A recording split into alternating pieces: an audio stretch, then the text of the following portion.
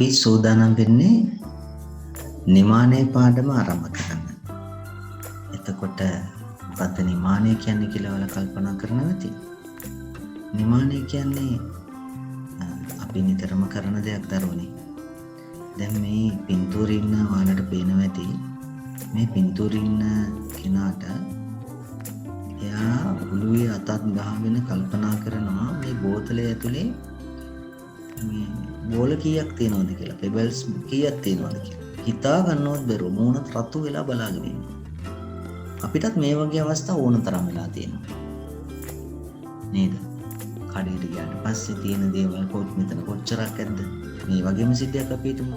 බෝතලයක් තියෙනවා, මේ ටොපි බෝතලේ ටොපි කීයක් තියෙනවද? උඩ හිතා ගන්න. එතකොට අම්බ ගොඩක් තියෙනවා, අම්බ ගොඩ ගෙඩි කීයක් තියෙනවද හිතා ගන්න බෑ. ඉතින් අන්නේමට හරිම උත්තරේ දී ගන්න බැරි වුණාට ළඟින් යන උත්තරයක් හරි දී ගන්න පුළුවන්කම ලැබෙන්න තමයි මේ නිමානේ පාඩම තියෙන්නේ. බලමු අපි. මේ බලන්නකෝ උදාහරණයක්. පෙබල්ස් බෝතල්ම තමයි. බෝතල් 3ක් තියෙනවා. මේ බෝතලේ සම්පූර්ණයෙන්ම පිරලා තියෙනවා. මේ බෝතලෙන් භාගයක් පිරලා මෙතන. මේකෙනුත් භාගයක් මෙතන තියෙනවා. දැන් මේ බෝතලේම තියෙන ඔක්කොම ගාන කියන්න ඕන වෙලාවට මේ මෙතන තියෙන ටික ගැන ගන්න පුළුවන් නම් අපිට මේ ඔක්කොම කීයක් ඉදලු? ඔක්කොම කීයක් තියෙනවද කියලා කියන්න පුළුවන්කම ලැබෙනවා. නේද? එහෙම හිතා ගන්න පුළුවන් වෙයි නේද? එතකොට හරියටම කියන්න බැරි වෙයි. හරියටම මේකේ තියෙන පෙබල්ස් ගන්න කියන්න බැරි වෙයි. හැබැයි මෙතන තියෙන ගාන ඇසුරින් මේකේ තියෙන සම්පූර්ණ ගානට ළඟින් යන උත්තරයක් අපට දෙන්න පුළුවන් නේ. ඒකට තමයි අපි නිමානය කරනවා කියන්නේ. හරි? බලමු. ඇත්තම නිමානය කරලා අපි මෙන්න බලන්න කොහොමද උදාහරණයක්. මෙතන 400ක් තියෙනවා පෙබල්ස්. 400ක් තියෙනවා. ඒකෙන් භාගයක් මෙතන තියෙනවා. එහෙනම් මෙතන කීයක් වෙන්න පුළුවන්? 400න් භාගයක් මෙතන. 400න් භාගයක් මෙතන දන්නේ නැති ගාන 200යි කියලා කියන්න පුළුවන්. ඒ වගේම මේක ඇසුරුනොත් අපිට කියන්න පුළුවන් මේ බෝතලේ තියෙනවා මේකෙන් සම්පූර්ණයෙන් කාලා. නේද? හරිනේ. මෙතන 100ක් තියෙනවා. එතකොට මෙතන තියෙනවා වගේ දෙගුණයක් මෙතන තියෙනවනේ. ඉතින් 100 දෙගුණ කරාම පුතේ 200යිනේ. ඉතින් 100 වගේ දෙගුණයක් 200. මෙන්න මේ විදියට අපි හරියටම දන්නේ නැති අගයක් සඳහා අගයක් ප්‍රකාශ කරන එක අපි නිමානයක් කියනවා. එතකොට ඒක කියන්නේ අපිට හිතට එන අගයක් කොහේ කියලා දානවා නෙමෙයි. ගණින්නේ නැතුව, මනින්නේ නැතුව දීලා තියෙන දෙයක් ඇසුරෙන් ඒක කුඩා කොටස් වලට බෙදලානේ තියෙන්නේ. එතකොට ඒක ඇසුරෙන් අගයක් ප්‍රකාශ කිරීම තමයි නිමානයේදී සිද්ධ වෙන්නේ. මෙන්න බලන්න මේ මෙතන උත්තරේ දෙන්න පුළුවන්ද? මෙතන 28ක් තියෙනවා. මෙතන 28ක් තියෙනවා. මෙතන තියෙන සම්පූර්ණ ගාන අපිට නිමානය කරන්න පුළුවන්. මේකෙන් භාගයක් මෙතන තියෙනවා. මේක 28යි නම් මෙතන 56ක් විතර කියලා අපිට නිමානය කරන්න පුළුවන් නේද? දැන් මෙතන 28යි නේ. ඒ වගේ දෙගුණයක් මෙතන තියෙනවා කියලා අපිට හිතෙනවා. ඉතින් ඒකගේ 56ක් වෙනවා. හරි. මෙතන තියෙනවා ඇපල් පෙට්ටියක්ම තියෙනවා.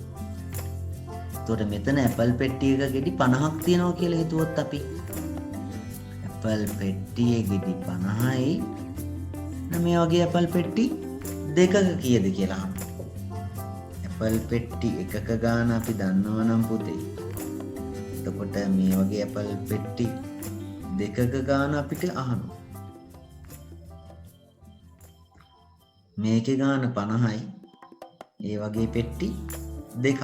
එකක් 50යි නම් ඒ වගේ දෙගුණයක් කීයක් වෙන්න ඕනද? 50 දෙකෙන් ගුණ කළ බලමු. 50 දෙකෙන් ගුණ කරාම උත්තරේ කීයද? 100යි නේද? 50 දෙකෙන් ගුණ කරාම පිළිතුර 100යි. එහෙනම් මේ වගේ ඇපල් පෙට්ටි දෙකක තියෙන ගාන බලන්න පිළිතුර 100ක් හැටියට ගන්න පුළුවන්. එතකොට මෙතන එක පෙට්ටියක ඇසුරින් තමයි අපි කියන්නේ. නැතුව අනිත් පෙට්ටිය ගානක් ගැනලා නෙමෙයි. එහෙනම් මේ වගේ පෙට්ටි 10ක බැලුවොත්. එතකොට පෙට්ටි 10ම ඇපල් ගැන ඉන්නේ නැතුව අපිට කියන්න පුළුවන් නේද? 50 10න් ගුණ කරාම පිළිතුර 500යි කියලා. අන්න ඒ වගේ විවිධ අවස්ථාවන් ලැබෙනවා අපිට නිමානය සිදු කරන්න. දැන් ඔයාලගේ පොත් තියලා තියෙන කබඩ් එක කල්පනා කරන්න. පොත් කබඩ් එකේ පොත් අහුරලා තියෙනවා. එතකොට තට්ටු කීපයක් තියෙනවා. එතකොට දැන් කබඩ් එකේ තියෙන ඔක්කොම පොත් ගන්න. එහෙම නැත්නම් ඔයාලගේ පුස්තකාලේ මේ වැඩේ කරන්න පුළුවන් ලේසියි. පුස්තකාලේ රාක් එක තට්ටු කීපයක් තිබෙනවා. එතකොට එක තට්ටුක තියෙන පොත් ගාන ගැනලා ඒ වගේ තට්ටු 3ක් තියෙනවා නම් ඒක 3ෙන් ගුණ කරාම උත්තරය ලැබෙනවා. අපි හිතමු එක තට්ටුවක පොත් 100ක් ගන්නවා පොත් 100ක් තිබෙනවා. ඒ වගේ තට්ටු 3ක් තියෙනවා නම් ඒ රාක්කේ තියෙන ඔක්කොම පොත් ගාන කීයද? අරකෙත් 100යි මේකෙත් 100යි මේකෙත් 100යි. ඔක්කොම එනම් පොත් 300ක් තියෙනවා කියලා අපිට නිමානය කරන්න පුළුවන්. ඒක හරිම ගානද? හරිම ගාන නොවෙන්න පුළුවන් පුතේ. 300ට වඩා අඩු වෙන්න පුළුවන්, 300ට වඩා වැඩි වෙන්න පුළුවන්. එහෙම එකක් තියෙනවා. හරිම උත්තරේ නැති වුණාට ළඟින් යන උත්තරයක් අපට දෙන්න පුළුවන්. මෙන්න මේ කාර්යයට අපි කියනවා නිමානය කියලා. දැන් අවස්ථා කීපයක් මතක් කරන්න නිමානය කරන්න පුළුවන් තවත් අවස්ථාවක්. මෙන්න මේ අවස්ථාව. මේ කෙහෙල් කනේ ගෙඩි කීයක් තියෙනවද? එතකොට කෙසෙල් කන කරකෝ උඩ පැත්තයි යට පැත්තයි උඩ පැත්තයි බල බල හිටියොත් නම් මේක කියන්න පුළුවන් වෙයි. එකපාරට කියන්න බෑ නේද? ඒකට අපි ක්‍රමයක් කියලා දෙන්න. ක්‍රමයක් කියලා කියන්නේ අලුත් දෙයක් නෙමෙයි, නිමානයම තමයි. අපි දැන් ඉගෙන ගත්ත දෙයක්. එක කෙහෙල් ඇවරියක ගෙඩි කීයක් තියෙද කියලා බලන්න. එකක හරියටම ගණන ගන්න. 1 2 3 4 5 6 7 8 9 10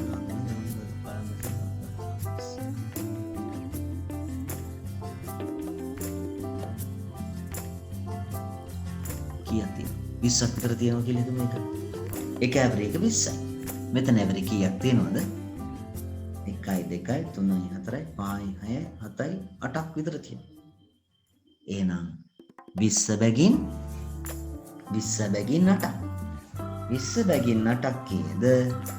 20 ගුණ කරනවා 8ෙන්. අපි ඇවරේජ් හැම එකකම ගාන ගන්නද නැහැ.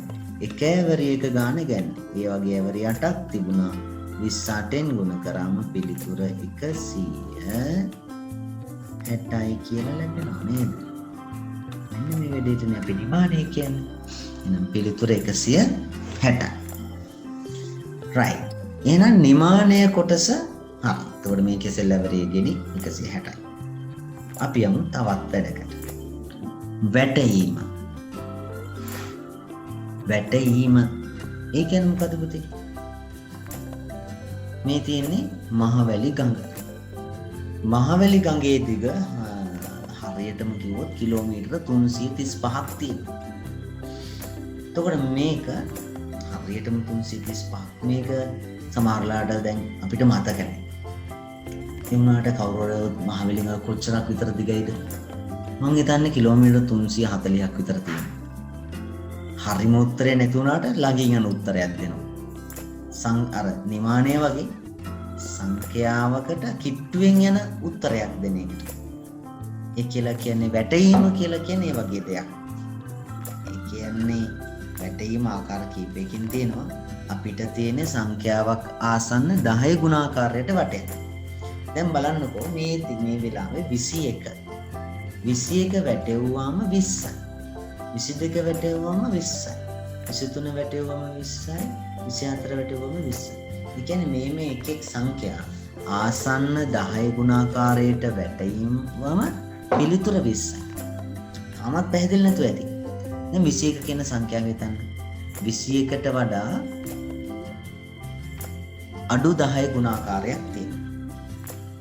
21ට වඩා අඩු 10 ගුණාකාරයේ 20 නේ පුතේ. 20. 21 ලිව්වොත් 21ට වඩා අඩු 10 ගුණාකාරයේ 20. 21ට වඩා වැඩි 10 ගුණාකාරයේ 30. 10 ගුණාකාර දන්නවනේ.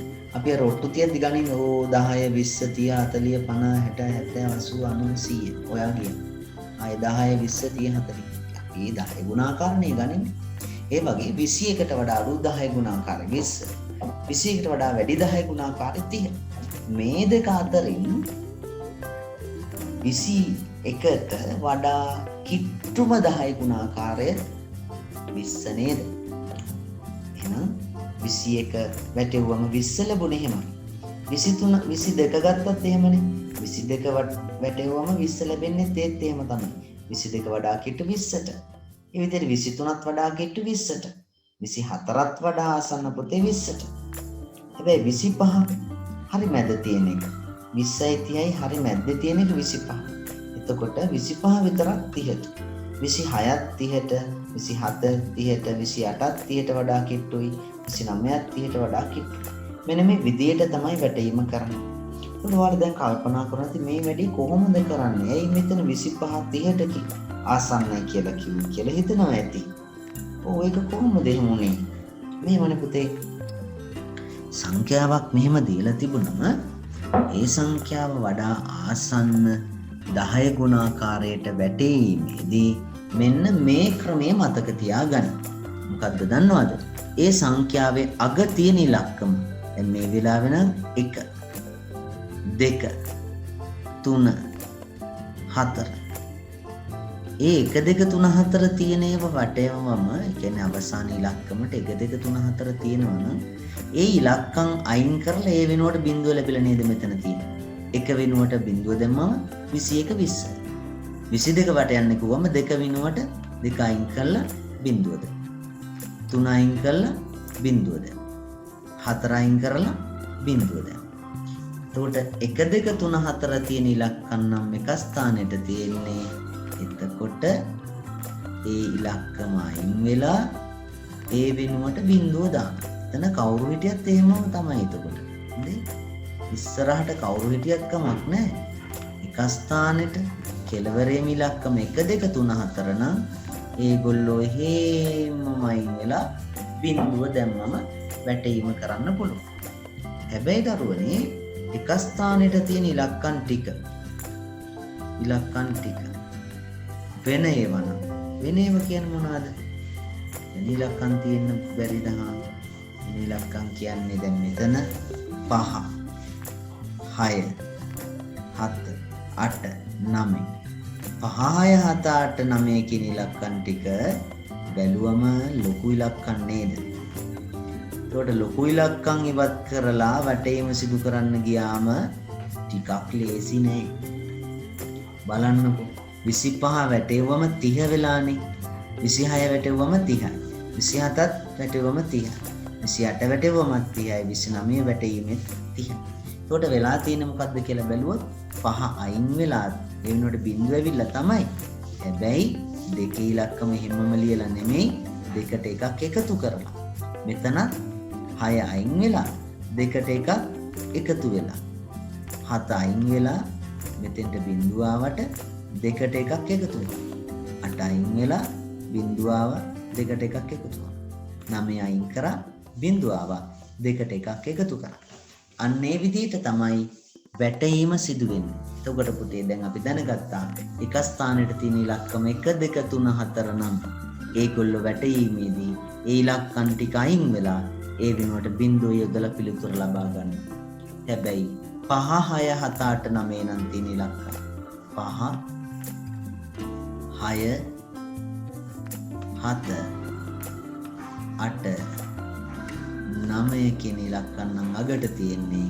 ඒ ඉලක්කම් අයින් වෙලා ඒ වෙනුවට බිඳුව ලැබුණට ඉතිරි ඉලක්කමට එකක් එකතු කරලා පිළිතුර ලියන්න ඕනි.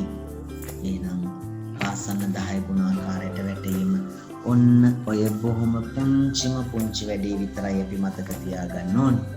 එහෙනම් දරුවනේ දැන් ආසන්න 10 ගුණාකාරයට වට යනවා ඔයාලා දන්නවා. දැන් බලමු කොහොමද මේ වැඩේ වෙන්නේ කියලා. මෙන්න බලන්න. අභ්‍යාස පොතක මිල රුපියල් 43යි. අභ්‍යාස පොතක මිල රුපියල් 40යි. මෙන්න වටේල තමයි මේ වගන්තිය ලියලා තියෙන්නේ. අභ්‍යාස පොතේ මිල 43යි කියලා දීලා. ඒක වැටෙව්වම රුපියල් 40යි. වටේපු ක්‍රමය හරියද බලන්නකෝ. අග තියෙන ඉලක්කම 3. පුංචි එක්කෙනෙක්නේ. 1 2 3 4න් එක්කෙනෙක්. එහෙම ඉන්නවා නම් ඒ ඉලක්කම අයින් වෙලා ඒ වෙනුවට බිඳුව යොදනවා. ඉස්සරහින් ඉලක්කමට කිසිවක් එකතු කරන්නේ නෑ. ඒ නිසා 43 වැටෙවම 40 තමයි. අපි අන් තවත් උදාහරණයක් අපේ මහවැලි ගඟ තියෙනවා නේද? මහවැලි ගඟේ දිග කිලෝමීටර 335යි. එහෙනම් මෙතන වැට යන්න තියෙන්නේ. වැටීමේදී අපි කරන දේ තමයි එක ස්ථානයේ ඉලක්කම අයින් කරනවා. ඒ වෙනුවට බිඳුව දානවා. නම් 5 වෙනුවට බිඳුව දානවා. බිඳුව දමද්දී එයා ලොක්කෙක්ද පොඩ්ඩෙක්ද කියලා බලන්න ඕනේ. ලොක්කෙක්ද පොඩ්ඩෙක්ද? ලොක්කෙක් කියලා කියන්නේ අපි ලොක්කෙක් කියලා කිව්ව වේලුවටනේ. ඒ කියන්නේ මතක තියාගන්න. 1 2 3 4 නම් වැටීමේදී එයා අයින් වෙලා බිඳුව එනවනේ. ඒ නිසා එයාලා පොඩ්ඩු හැටියට තමයි කියන්න වෙන්නේ. අපි එහෙම කියමු.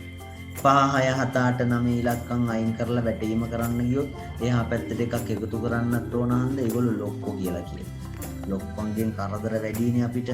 ඒ හන්ද ලොක්කෙක් අයින් කරලා වැටීම කරන්න ගියාට එහා පැත්තට එකක් එකතු කරන්න ඕනේ. පොඩ්ඩන්ගෙන් එහෙම කරදර නැහැ. අර එක්කෙනා අයින් කරලා බිඳුව දැම්මට ප්‍රශ්නයක් නැහැ. දැන් මේ 5 අයින් කරලා එයා වෙනුවට බිඳුව දානවා විතරක් නෙමෙයි 3 වෙනුවට එකක් එකතු කරන්නත් සිද්ධ වුණා. අන්න එතකොට තමයි නිවැරදිම වැටීම සිද්ධ වෙන්නේ. එහෙනම් මේ ලියපු ප්‍රකාශනයේ මහවැලි ගඟේ දිග කිලෝමීටර 335යි කියන එක වැටීම කරා. නැවතත් ඒ වගන්ති හැමම ලිව්වා. මහවැලි ගඟේ දිග කිලෝමීටර 340යි කියලා. හරි. අපි තව එකක් බලමු. ජංගම දුරකථන මිල 23498යි. ලොකු සංඛ්‍යාවක් නේද? එයාවට යන්න තියෙනවා. එයා වැටීමත් ඉතින් අමාරු දෙයක් නෙමෙයි. අපි දන්නවනේ ඉතින් වැටීමේදී බලන්නේ කෙලවරීමේ තියෙන ඉලක්කම. ලොක්කෙක්ද පොඩ්ඩෙක්ද කියලා බලනවා. ලොක්කෙක් නම් ඉතින් ලොක්ක වුණත් අයින් කරලා බිඳුව දානවා. හැබැයි ඉතින් එකක් එහා පැත්තට එකතු කරන්න ඕන. මෙතන 9 ඉන්නේ නේ. 9ට එකක් එකතු කරාම 10යිනේ. 9යි 10යි බිඳුවයි. ඒක තවත් එකක් ඉස්සරහට යන්න වෙනවා. ඒ නිසා මෙතන තව එකක් එකතු කරාම 4යි 1යි 5 කරලා දාන්න ඕන. ඒ අනුව අවසාන උත්තරය 23498 කියන ජංගම දුරකථනයේ මිල අපි වැටෙවම 23500යි කියලා. ඔන්නෝක තමයි වැටීම. වෙන මොකුත්ම නැහැ. ආසන්න 10 ගුණාකාරයට සංඛ්‍යා වැටීම ওই විදිහට තමයි කරන්න ඕනේ. මතකද කියලා බලන්න ක්‍රම ටික. ලොක්කො හිටියොත් අග ඉලක්කම අයින් කරනවත් එක්කම 10 ස්ථාන ඉලක්කම ටිකනේ ඊට කලින් ස්ථානයට අපි එක ඉලක්කමක් එකතු කරලා උත්තරය ගන්නවා. ඒක තමයි වැටීම විදිහ. පොඩි අය නම් තියෙන්නේ කියන්නේ 1 2 3 4 නම් තියෙන්නේ. ඒගොල්ලෝ අයින් කරලා බිඳුව දැම්මම උත්තරය ලැබෙනවා ටක් ගාලා. හරි. වැටීමත් ওই විදියයි එනවා. අපි යමු ගණන් ටිකක් හදන්න බලන්න. සංඛ්‍යා ගොඩක් තියෙනවා. හරි පුතේ එහෙනම් අපි බලමු. මතක තියාගන්න එතකොට ලොක්කොයි පොඩ්ඩොයි. හොඳ ලොක්කෝ පොඩ්ඩෝ තමයි 1 2 3 4. මේ පොඩ්ඩෝ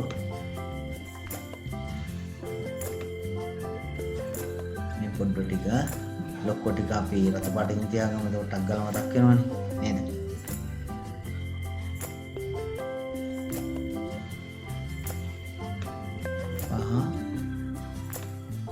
අය 7 8 9 ලොකු අය හිටියොත් එකක් එකතු කරනවා 10 ස්ථානෙට. පොඩි අය හිටියොත් එකක් එකතු කරන්නේ නැහැ 10 ස්ථානෙට. එහෙනම් කියනකොට 43 වැටෙපම 40යි. ලොක්කද පොඩ්ඩද කියලා බැලුවා. පොඩ්ඩෙක් ඉන්නේ. ඒ නිසා 3 අයින් කරලා බිඳුව දැම්මා. ඒ වෙනුවට 4 ලිව්වා.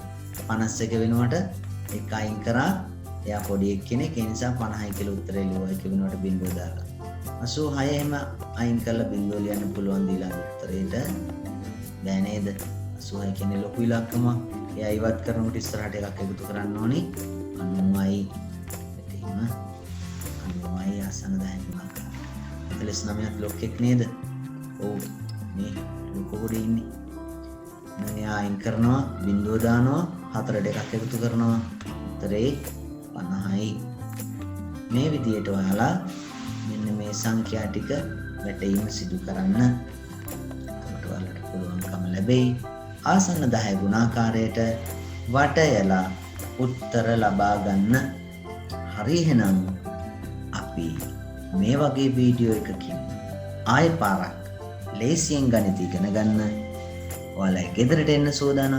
එහෙනම් අපේ channel එක subscribe කරලා තියාගන්න නවරදවාම ලේසියෙන් ගණන් ඉගෙන ගන්න Maths Up YouTube channel එකත් එක්ක එකතු වෙලා ඉන්න. අයබෝවන්.